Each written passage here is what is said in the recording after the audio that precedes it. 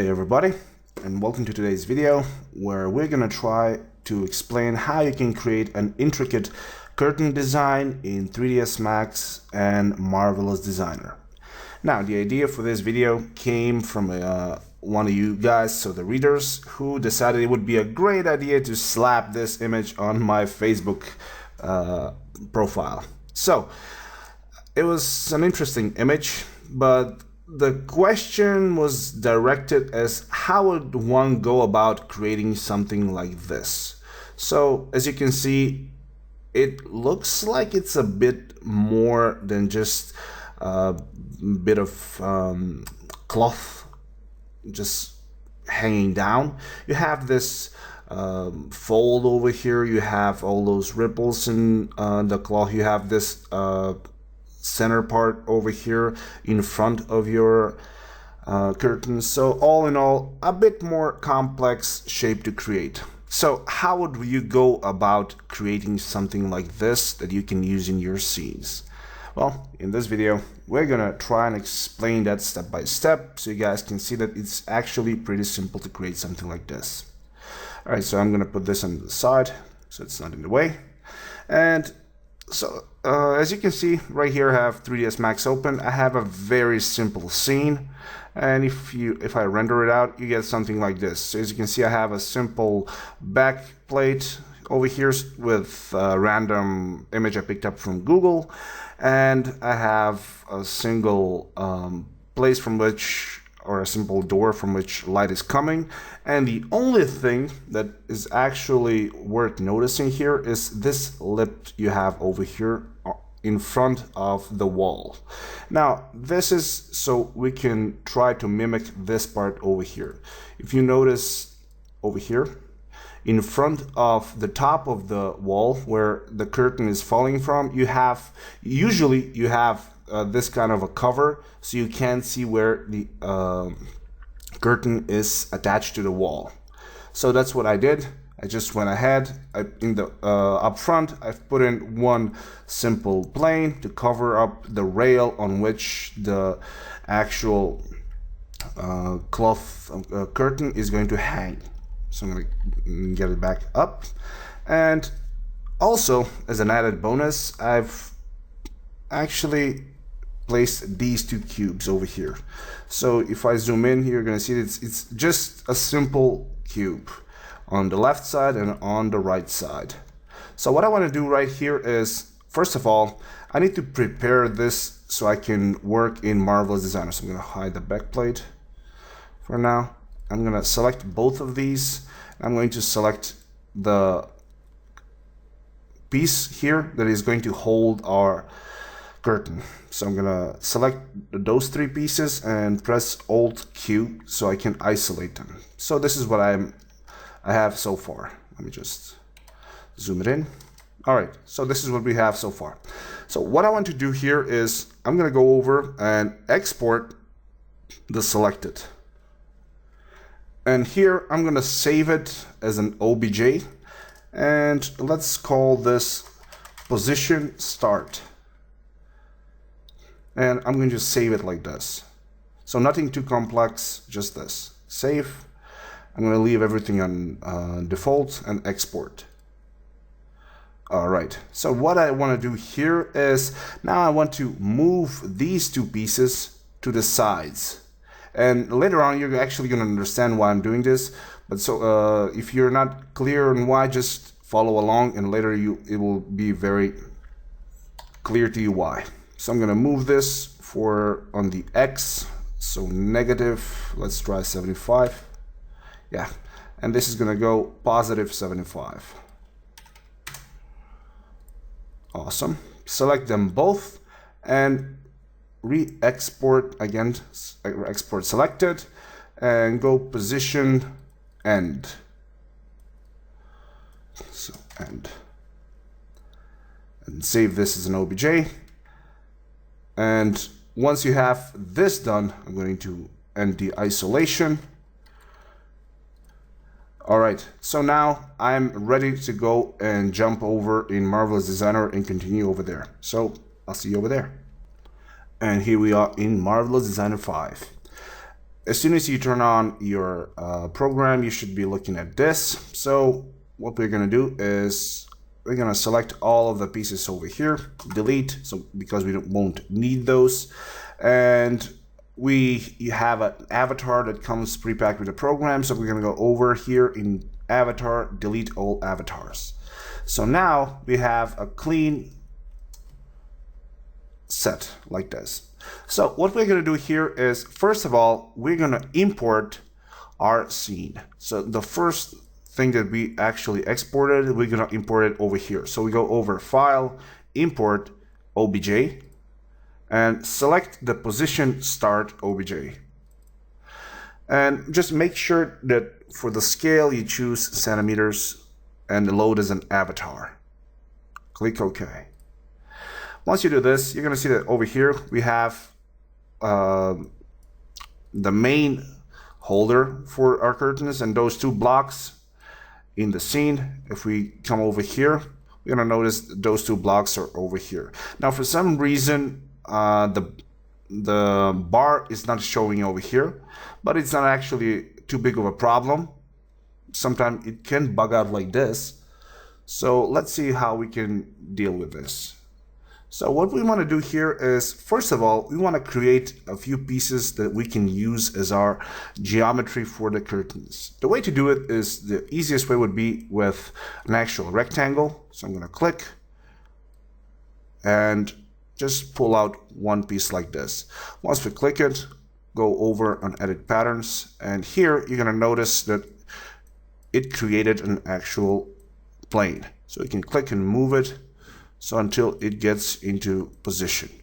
Let's just simply move it by hand until we get it to where we want it. Think, yep, here it would intersect. All right, let's go upwards and see how. If we actually had the bar showing up here, we wouldn't have any problem. But since it's not showing, it's a simple move. And to be really honest, I don't know why it didn't show. I guess it probably should have collapsed the stack, but not a big deal. You'll see. All right, so this is more or less the width over here. Let's move it downwards just a tad bit, like this. Okay. So now what I want to do is I want to take this part that I made. I'm going to go Control-C, Control-V, and put it on top of it like this. The reason for this is because I want to have a simple piece of cloth that is going to go over on this bar and hold the actual curtain. But in order to have that, I need to make this smaller. So select this, start moving it downwards and hold Shift so it's not running away from your normal line. Something like this. All right. Rotate and put it into position like this. Okay, awesome. So what I want to do here is, before I start doing anything else, I want to select the bottom part, right click and freeze. This is going to make sure that once I start simulating, it's not going to interact with anything. So I'm going to select this. I'm going to go Control-C, Control-V one more time, because I'm going to have it over here as well. All right, let's see if it's, we need to move it just a tiny bit, like this, so it's not going over the rail. All right, so once we have both of these, as you can notice, they are white, and this is blue. The reason why it's blue is because it's frozen. So once I click on my space, both of these should fall and hang on to this holder. So space, and sometimes this can happen. No problem. I'm going to delete this one. Control-C, Control-V. There we go. Again, simple fix. Move it upwards a bit. Space again. And damn it. All right. Control-C, Control-V. And let's try and fix this by increasing the distance here to 10. Make sure here it's set at 10 as well. By decreasing this, you're actually giving the material much more information. So it's like increasing the geometry count for it. Hopefully now it won't crash through the bar. There we go. All right, so before it starts crashing up like this, what I want to do is I want to go ahead and simply get these pieces sewn together. So the way to do it is go over here, which says segment sewing, click and click on the top portion and the bottom one. You're gonna notice right away we have these lines. They indicate that these two pieces are gonna get sewn together. So same with the other ones, space, and now we have this. As you can see, both of those pieces got sewn together. Okay, this is good. So what I want to do here is now instead of having this frozen, I'm going to select both of these pieces. All right, right click in the left window, right click and go freeze. So once we start simulating now, these pieces won't be moving anymore. All right, so now I'm going to unfreeze this one. And what I want to do is I want to saw this part to this seam over here. So again, go with the segment sewing, zoom in over here, click on this part over here and on this side. Again, you're going to see those lines indicating that those two pieces are going to get sewn together. So once I press space, you're going to notice this entire thing, after it got draped, it's now sewn together. All right, so as it is right now, it simply looks like a piece of leaf or piece of paper. If we take a look at our curtains, we're gonna notice that we have some wrinkling going on over here. We have folds, and it kind of looks organic. In order to get that effect over here in Marvelous Designer, what we need to do is select our mesh here and increase the size. So I'm gonna go with my edit pattern, click on one of the sides, hold on shift and drag it so it's almost twice the size. You're gonna notice that all of these lines, the blue ones, are stretching. So now once I start simulating, I should see a different result. Here are all of those wrinkles happening in my scene as well. Okay, and I'm going to freeze the simulation over here. The way to freeze and unfreeze is by tapping the space button. All right, so we have it on the left side. I'm gonna go click, Control C, Control V, and put it on this side as well. So we need one more for this.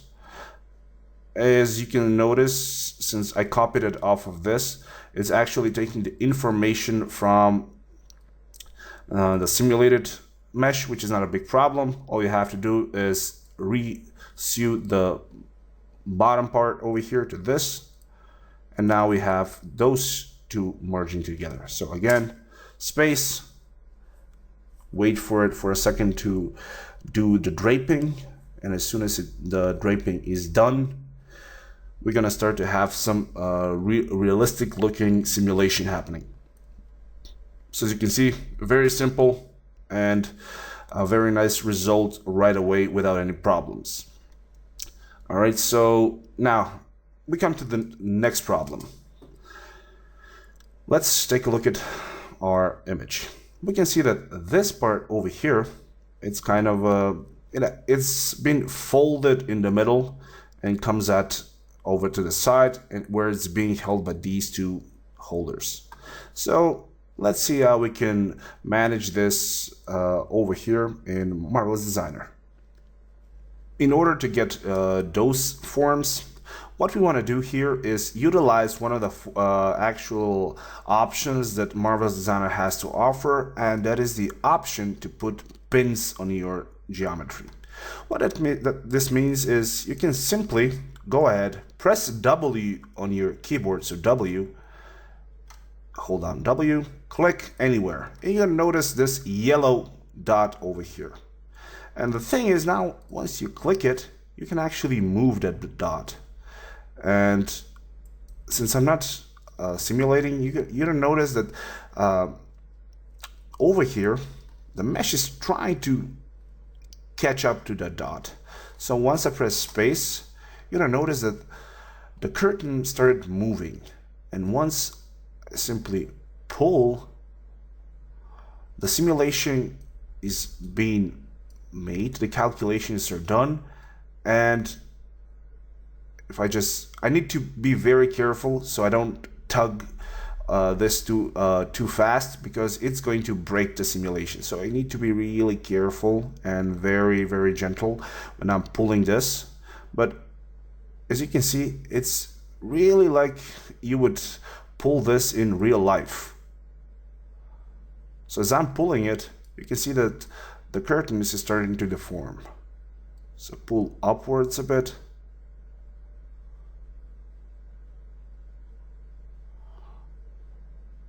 All right. And depending on how fast your computer is, it might actually slow down your simulation if you're running on a slower PC. But in time, it will do the simulation. So just pull until you're happy with the result that you're getting. In my case, I think this should be close to what I need. Let's just make sure, take a look from all of the sides. Just a tad bit more. Yeah, I think this was gonna be enough. So hit space, stop with the simulation, and if I compare it to what we have over here, we're gonna notice that it's actually pretty close to what we are seeing here. Okay, so I'm gonna select, right click, and freeze. All right, so let's do the same exact thing to this side as well. So again, hold down W, click on the edge, simulate, and simply click and drag this piece around. Again.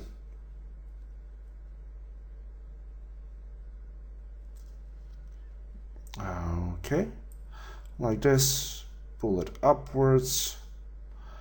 Just again, I'm gonna say it one more time.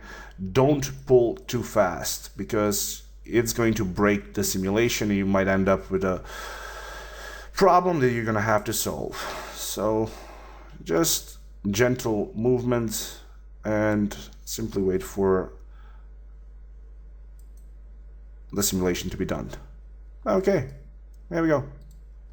We have that as well. So right click and freeze.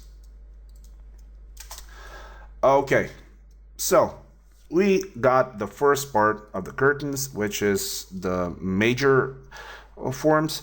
Now the next thing that we want to have here is this upper part, this portion over here.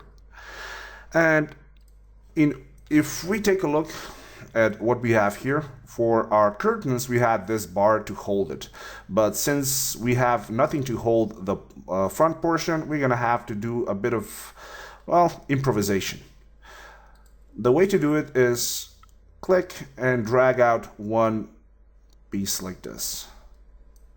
And now I'm going to move this piece in front of my curtain like this. And make sure it's more or less the same width. I think it's close enough. So we're actually going to use this as a fake holder. So the way to do it is simply right click and freeze. So now this is not going to be simulated because it's blue.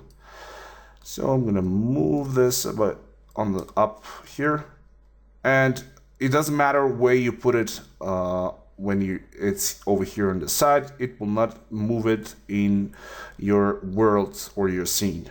So I can put this upwards, and I'm gonna go Control-C, Control-V, and copy this below it. and right click and unfreeze this. So for this, I want to go ahead and give it some height, something like this. And now what I'm going to do is I'm going to sew this to this part.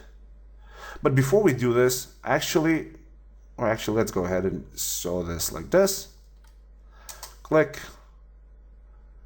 Wait for a second. Okay, it's draping. All right, it's done. Now, once we stop the simulation, I'm going to click and rotate this around like this. Move it up to the front. And now sew the bottom part to the same thing again. So now both of them are sewn to the same thing. So let it drape. It's going to get to be like this. Stop it. And now what I want to do is I'm going to select it, pull it down a bit. And again, the same way that we got these folds, we only have to make this a bit wider. So give it something like, I don't know, 1,000 millimeters on this side, 1,000 on this. And now, hopefully it will not crash. Let's see.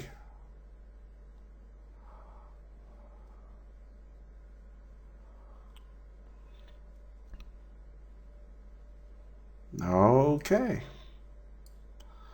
It did not crash. That's a good thing. All right, you're going to notice that a lot of this wrinkling came from the fact that both of these were actually longer and they were sewn to something that was much smaller. So that's actually the basics on how you can get wrinkling happening in Marvelous Designer. So again, I'm going to stop the simulation, and now I'm simply going to move it into position to where I would want it to be. Put it over here in front of it. And here's the important part. Once you do this, now simply move the top part over here. Don't make sure they are not intersecting. So the front part shouldn't be intersecting with the blue one, the frozen ones. So now, since I only move this, and when I start simulating, this is gonna fall back over here and gently interact with the frozen mesh. Let's see. There we go. No problems. It's simply falling on top of it normally. All right, so if we want to get a bit more geometry happening over here, again, we can lower the particle density to something like 10 and let it recalculate. It's going to give us a more relaxed look. Stop, and there we go. We have this looking like this. All right, so what I want to do here is select all of my mesh here. So all of the pieces, go over to File, go Export OBJ, and call it, I don't know, finished first. All right, click Save. And here, just make sure you have unified UV coordinates selected. I'm not going to check anything else. And go ahead and click OK. And now we can call this done, and we can jump back to Max. But before we do go back to Max, I want to show you one more trick on how you can get interesting results when you're modeling curtains like this. And in order to explain that, we're finally gonna come over to the portion of explaining why we imported both of these boxes in two different ways. So right now I'm going to select all of my pieces over here. So I'm going to select this one, hold on, control this one, right click, unfreeze. And now I want to get rid of the pins. So the way to do it is click on the pin and right click and delete selected pin, or you can simply go Control W, as you can see it over here, delete all pins. If you delete all pins and simulate, everything that was held by those pins is simply gonna fall down into position. So let's just stop and make sure this is 20. Okay. Alright, now we just have to wait just a second until everything falls back into position. Alright. Okay, we have the curtain more or less in the neutral position. As you can see, it's still wiggling around, but not a big deal. So what we want to do here is get one more type of curtain, and that is one of those curtains that are tied together over here by a piece of cloth or a piece of rope or something like this. So the way to do it is quite simple.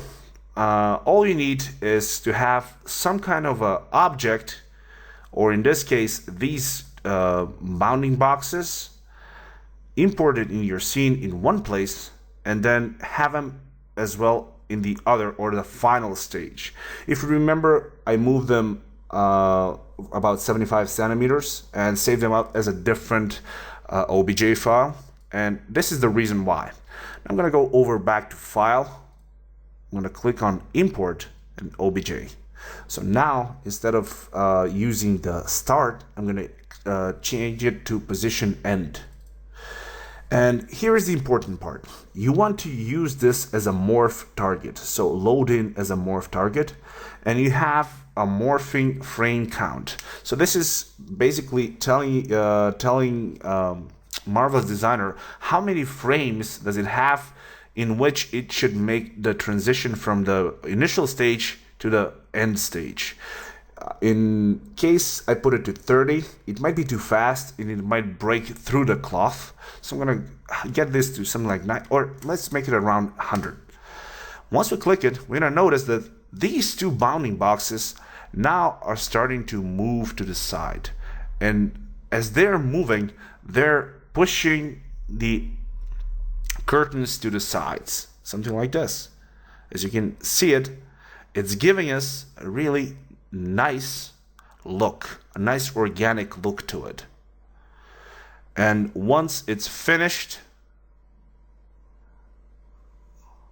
we can take this entire model and export it out to Max with the first or the initial version. All right, let's hold up and wait for it to finish. And there we go. It stops. And space. Okay, awesome. Select all of those pieces again. Export selected. And finished. Let's call this second. Click Save. Make sure Unified UV coordinates is done. And click OK. Okay, so with this, we are done with Marvelous Designer. So let's jump back to Max. All right, here we are back in Max.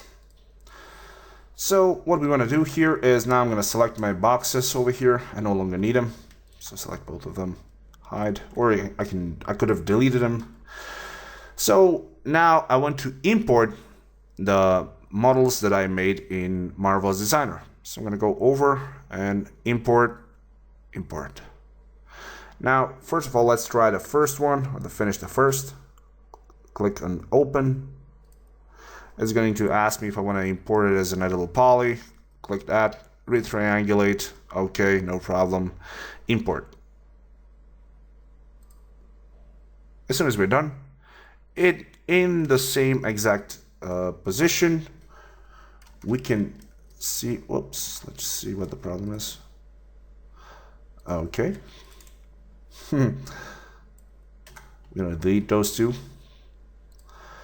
We're going to notice that we have the same exact model that we had over in Marvelous Designer. Now, in case you get it over here and you have it clip through the walls, you can simply either move the entire piece upward. Let's simply go and make this a see-through so I can see what I'm looking at. Okay, let's move this upwards a bit. I'm gonna go effect center to object. There we go. Move it to the front a bit. If you have the option to move this piece up front, move it. If you don't have the option, if it has to stay over there, the way to fix this is by simply adding a freeform deformer or an FFD modifier from here. So FFD 3x3, select the bottom part and simply move them into position to where you would need them to be. Something like this. There we go.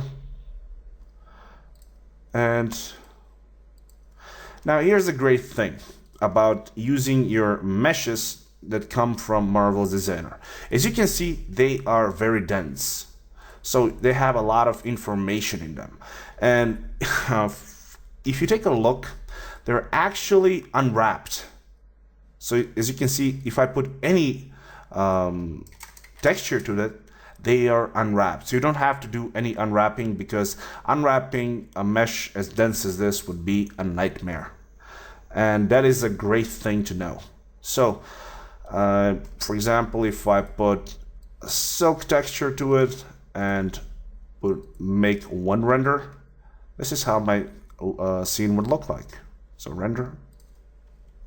As we can see, it looks pretty close to what we actually started to do. If I take a look at this piece over here, now bear in mind my scene is a very simple scene without any lighting coming from the inner part. So that's why the only reason why you have different lighting here opposed to what we are seeing here is because this scene has been, well, it's been prepared for rendering. But if we take a look at our main focus, which is the curtain, we're going to see that we actually did a pretty good job of trying to replicate this result.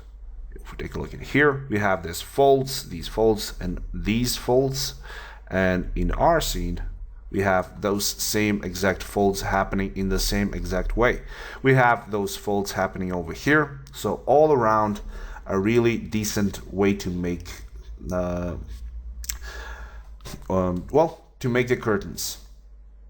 All right, so for this, I'm gonna go ahead and make it into a new layer and hide it.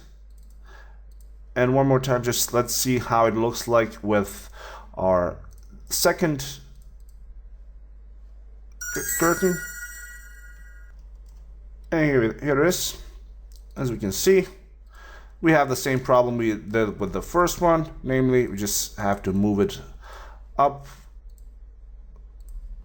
just a tiny bit so it's not clipping through the wall.